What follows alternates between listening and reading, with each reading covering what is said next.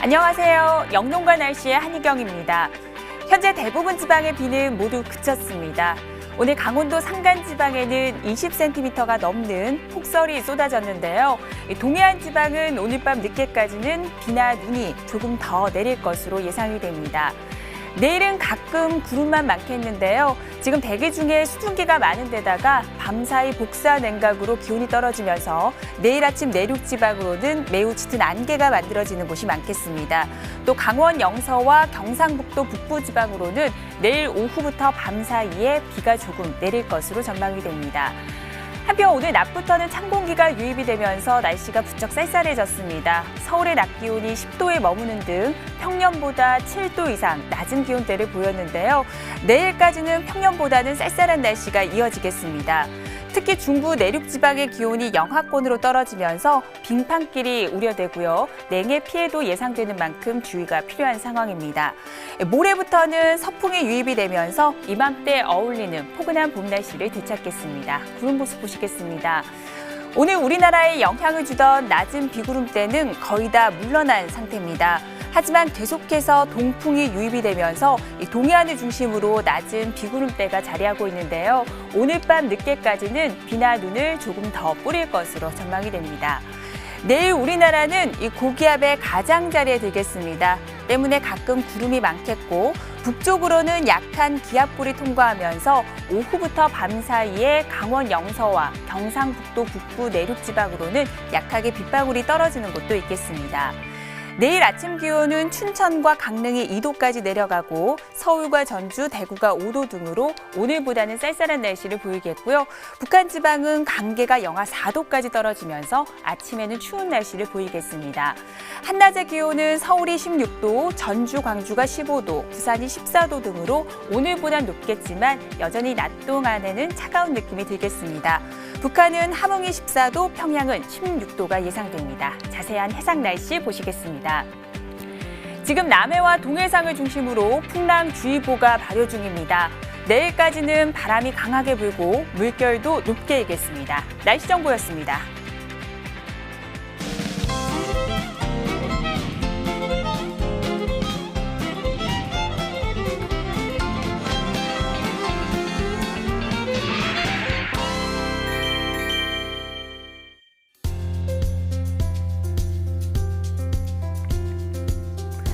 날씨를 알면 농사가 보인다. 영농가 날씨 오늘은 조영철 전문위원과 함께 이야기 나눠보도록 하겠습니다. 안녕하세요. 안녕하십니까. MBS 한국농업방송 조영철 위원입니다. 네, 꽃피는 4월에 강원도 산간지방에는 20cm가 넘는 폭설이 쏟아졌습니다. 이는 지난 1998년 이후 21년 만에 4월에 내린 눈으로서는 가장 많은 양을 기록했습니다. 자세한 내용을 기상청을 연결해서 들어볼 텐데요. 윤기한 통보관님, 안녕하세요. 예, 안녕하십니까. 윤기한 기상통보관입니다.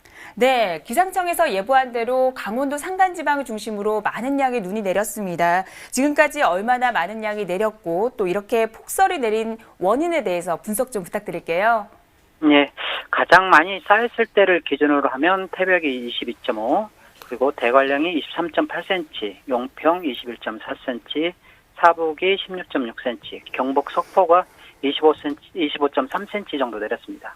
폭설이 내린 원인으로 보면 남서쪽에서 온난하고 습한 저기압에 동반된 강수가 많았는데 동해상에서 차가운 저기압에 의해 기온이 낮아서 영하권을 보인 강원 산지와 경북 북동산간에는 눈이 많이 내렸습니다. 네, 강원도 산간의 폭설뿐만이 아니라 제주도에서는 강풍 피해가 있었습니다. 이렇게 강하게 바람이 분 이유가 어디에 있습니까? 저는 제주도는 지리적으로 이번 저기압의 이동 경로와 가까워서 바람이 강하게 불었습니다. 또한 남해안도 강하게 불었습니다. 바람이 강한 것은 저기압이 강할수록 그리고 저기압에 가까울수록 바람이 강하게 부니 저기압의 이동 경로를 좀 잘 참고하셔야 하고 사전에 기상청의 강풍특보를 좀 눈여겨보셔야 합니다. 네, 그렇다면 이렇게 강풍이 발생하게 되면 어떤 점을 주의해야 할까요? 예, 일단은 강풍에는 지속적으로 부는 바람과 갑자기 순간적으로 부는 바람이 있습니다. 그래서 지속적으로 바람이 부는 경우는 우리가 흔히 볼 수 있기 때문에 잘 알고 있기 때문에 피해를 좀 피할 수 있는데 순간적으로 부는 바람 피해를 좀 더 조심을 해야 합니다. 이거냐면 순간적으로 바람이 부는 것은 바람이 약해졌다가 잠시 방심하는 사이 다시 바람이 강하게 불기 때문에 이때 좀 조심을 해야 합니다. 그리고 바람이 불 때는 바람을 잘 타는 비닐하우스, 담장, 간판 등의 주의를 좀 기울여셔야 합니다. 네, 앞으로 이번 주말에도 또 비 소식이 있던데요. 앞으로의 기상 전망 부탁드립니다. 내일은 구름 많은 날씨에 영서와 경북 일부에 오후에 비가 조금 내리는 곳이 있겠고, 금요일과 토요일은 대체로 맑은 날씨, 그러나 일요일에는 다시 강한 바람과 함께 비가 올 것으로 예상을 하고 있습니다. 네, 오늘 도움 말씀 감사드립니다. 네, 감사합니다. 네, 강원도 농가에서는 갑작스러운 폭설 때문에 작물에 피해가 있지 않을까 걱정이 되는데요. 이럴 때 어떻게 해야 피해를 조금 줄일 수가 있을까요? 네, 이번과 같이 그런 기습적인 봄철 폭설에 피해를 줄일 수 있는 방법을 자료를 보면서 말씀드리겠습니다. 비닐하우스와 같은 이런 시설물의 지붕 위의 눈은 수시로 쓸어내려 주셔야 하고요. 눈이 쌓여서 붕괴가 우려될 경우에는 안전사고에 유의하면서 차라리 비닐을 찢어주어서 골재의 붕괴를 방지하는 것이 좋습니다. 또 찢어진 부위를 신속하게 보수해서 찬바람이 들어가지 않도록 해줘야 하고 열이 빠져나가지 않도록 보온 덮개 등으로 덮어서 관리해 주는 것이 좋고요. 노지의 경우에는 눈이 녹은 후에 습해가 우려되기 때문에 배수로나 배수구를 정비해서 습해를 예방하고 비닐 피복 작물들은 바람에 비닐이 날아가지 않도록 관리해 주어야 합니다. 네, 폭설 피해가 없도록 농가에서는 대비를 잘 하셔야겠습니다. 그럼 영농가 날씨 오늘 준비한 내용을 함께 만나보시죠.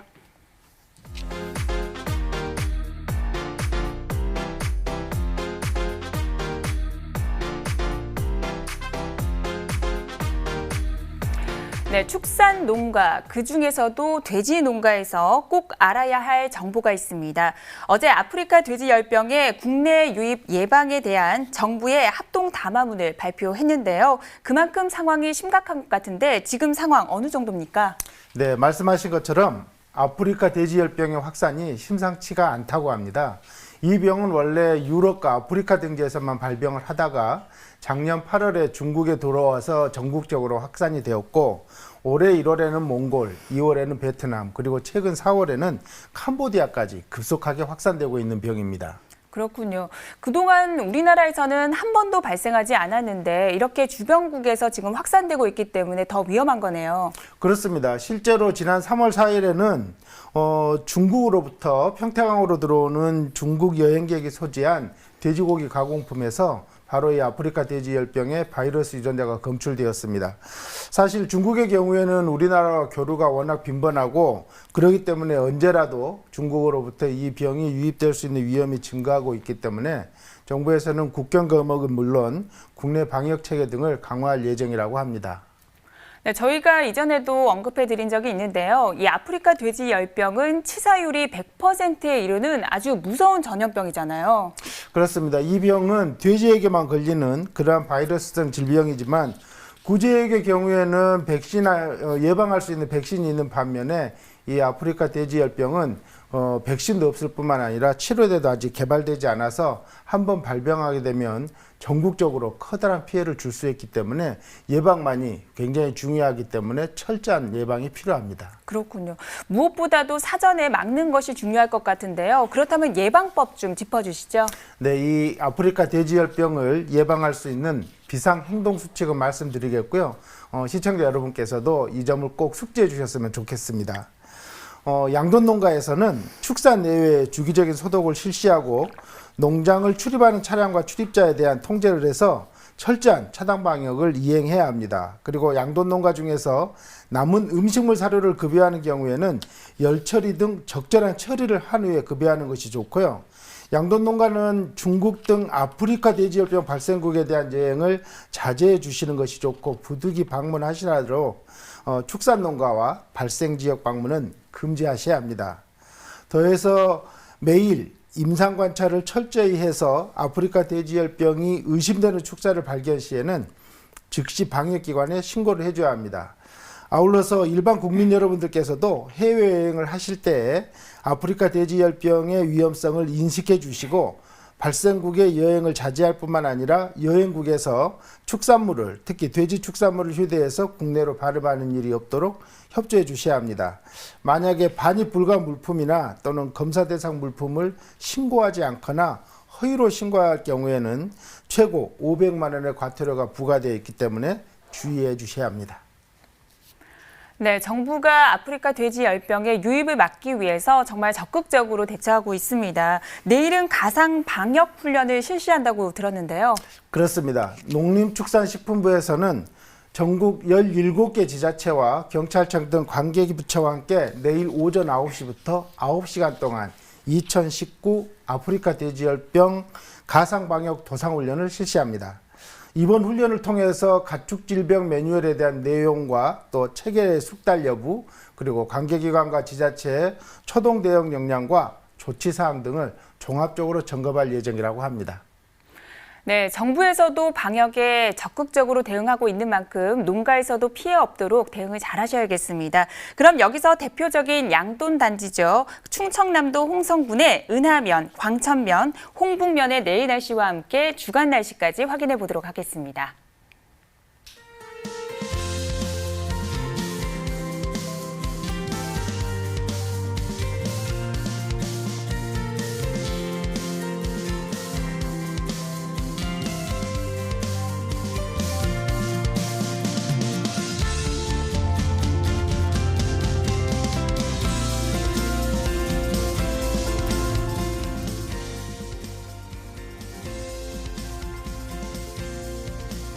네, 생방송으로 진행하고 있는 영농가 날씨, 지금 8시 45분 지나고 있습니다. 겨울 동안 월동기를 가졌던 마늘과 양파가 봄과 함께 다시 생육을 시작하고 있습니다. 이 시기 농가에서는 어떤 관리가 필요할까요? 네, 말씀하신 것처럼 겨울 동안에 생육이 정지되었던 마늘과 양파가 이제 다시 자라기 시작하는 생육 재생기가 돌아왔습니다. 요맘때는 적기 웃거름 주는 작업과 함께 물관리, 흙떡기, 그리고 배수관리 등의 작업을 반드시 해야 되는 그런 작업입니다. 네, 그럼 주요 관리들을 하나하나 짚어보려고 하는데요. 무엇보다도 급한 것이 이렇게 오늘처럼 폭설이 내린 뒤에 습해 피해를 입지 않기 위해서는 어떻게 하는 것이 좋을까요? 네, 폭설이 내린 후에는 이 쌓인 눈들이 녹아서 흐르기 때문에 습해를 받지 않도록 조심해야 하는데요. 지난해 파종하거나 정식했던 마늘과 양파들 중에서 뿌리가 충분히 자라지 못한 밭에서는 토양이 얼었다 녹았다를 반복할 경우에 서리발 피해가 발생할 수 있습니다. 때문에 이런 밭에 대해서는 세심한 관찰을 통해서 솟구쳐 올라온 마늘이나 양파가 있을 경우에는 즉시 땅을 잘 눌러주고 뿌리가 충분히 묻힐 수 있도록 흙덮기를 해주는 것이 필요합니다. 네, 습해를 막기 위해서 흙덮기가 중요할 것 같긴 하지만 그래도 고인물이 잘 빠져나가는 것도 중요할 것 같습니다. 이 배수로 관리는 어떻게 해주는 것이 좋을까요? 그렇습니다. 마늘과 양파의 경우에 봄에 이렇게 물빠짐이 불량하면 습해로 인해서 뿌리가 죽을 수 있고 또 수확 후에도 이렇게 조기에 부패하기 쉽기 때문에 배수로 관리를 철저히 해주셔야 합니다. 또 물빠짐이 잘 되지 않아서 과습 피해를 받을 수 있는 포장은 사전에 배수로를 정비해 주어야 하고, 습해가 발생한 그런 심한 포장에는 비닐 피복을 일부를 걷어주면 그 피해를 줄일 수가 있습니다. 또 이제 양파의 경우에 구가 커지는 시기에 고랑에 물을 대주는 경우가 있는데요. 이때는 포장이 평탄하지 않아서 중간에 물이 고이는 일이 없도록 사전에 관리를 잘 해주어야 합니다. 네, 아무래도 생육 시기이니까 알맞은 웃거름을 주는 것도 품질 좋은 양파 그리고 마늘을 생산하는 데 큰 도움이 될 것 같은데요. 웃거름을 주는 방법도 설명 좀 부탁드릴게요. 네, 양파와 마늘에 대해서 웃거름 주는 시기와 방법에 대해서 설명을 해드리겠습니다. 양파의 경우에는 2차 웃거름을 주는 시기에 시바르, 즉 상배평당 요소 17.4kg과 염화칼리 5.2kg을 뿌려주고 이때 병해 취향에 대한 방제도 철저히 해주는 것이 좋습니다. 마늘의 경우에는 한 지역 마늘은 시바르당 요소를 17kg, 황산칼리를 13kg 정도를 살포해주고, 난지역 마늘의 경우에는 생육 상형을 보면서 비료가 부족하다고 판단될 경우에는 적당량을 뿌려주는 것이 좋습니다.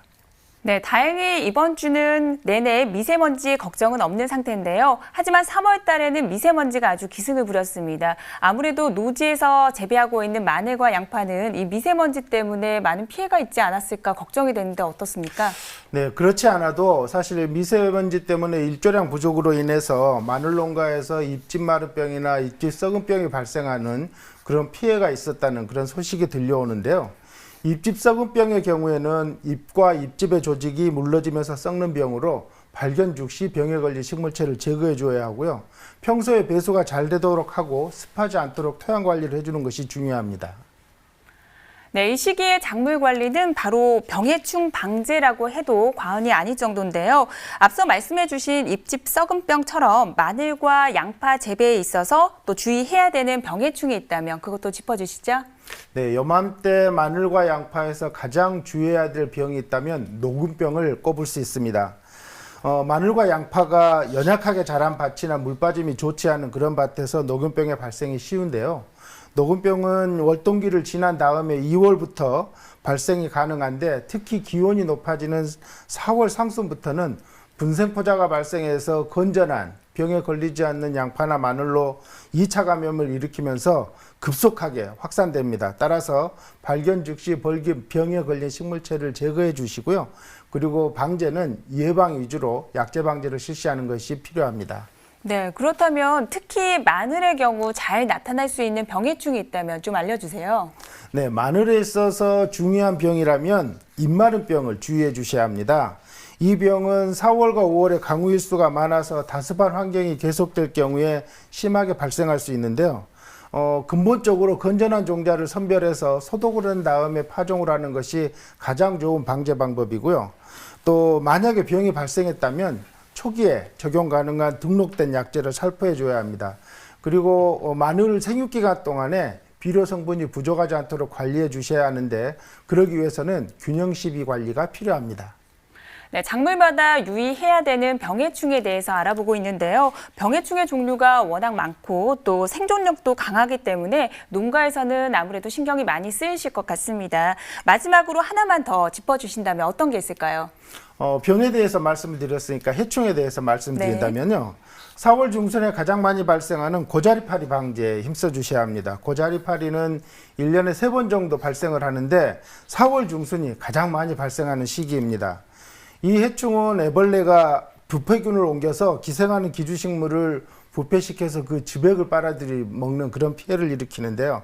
방제는 파종 전에 토양살충제를 화학비료와 섞어서 골고루 뿌려주시고 3월 중순부터는 적용된 약제로 사용하셔서 방제를 해줘야 합니다. 알겠습니다. 그럼 여기서 대표적인 마늘 산지죠. 경남 창녕의 대지면, 대한면, 유어면의 내일 날씨와 함께 주간 날씨까지 확인해 보도록 하겠습니다.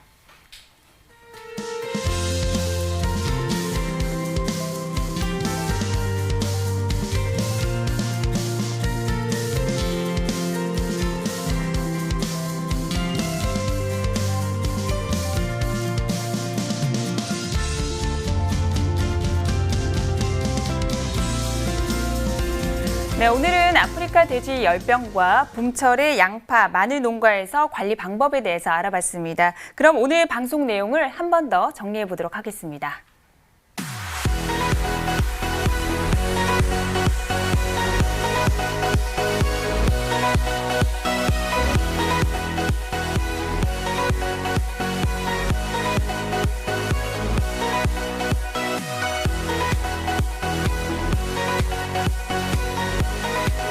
네, 영농가 날씨 오늘 도움 말씀 주신 조영철 위원님 감사드립니다. 수고하셨습니다. 네, 내일까지는 평년 기온을 밑도는 쌀쌀한 날씨가 예상이 됩니다. 내일 아침에는 특히 빙판길이나 냉해 피해가 우려되니까요. 아무쪼록 주의를 하셔야겠습니다. 저희는 내일 저녁 8시 30분에 찾아뵙겠습니다. 고맙습니다.